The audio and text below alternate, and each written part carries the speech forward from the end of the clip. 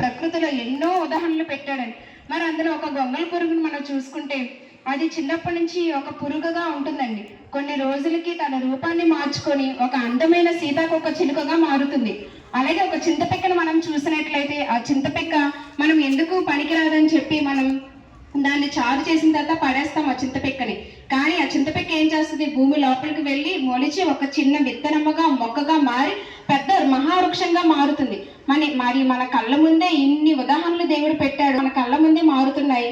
మరి వీటికంటే ఎంతో శ్రేష్ఠులుగా మనిషిని ఈ భూమి మీద దేవుడు పుట్టించాడండి.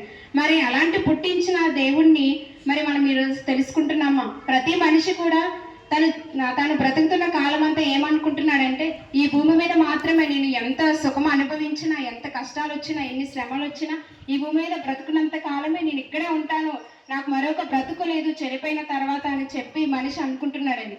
కానీ ఒక చింతపిక్కను చూస్తే మనకు అర్థమవుతుంది ఎందుకు అది చచ్చిపోయి భూమిలో పడి మరలా బ్రతికిందండి. అలాగే ఒక గొంగళ పురుగు కూడా తన రూపాన్ని మార్చుకుంది. మరి ఇన్ని మన కళ్ళ ముందు పెట్టి ఈ సృష్టినంతా మనం చూసినప్పుడు మరి దేవుడు ఇన్నిటిని మన కళ్ళ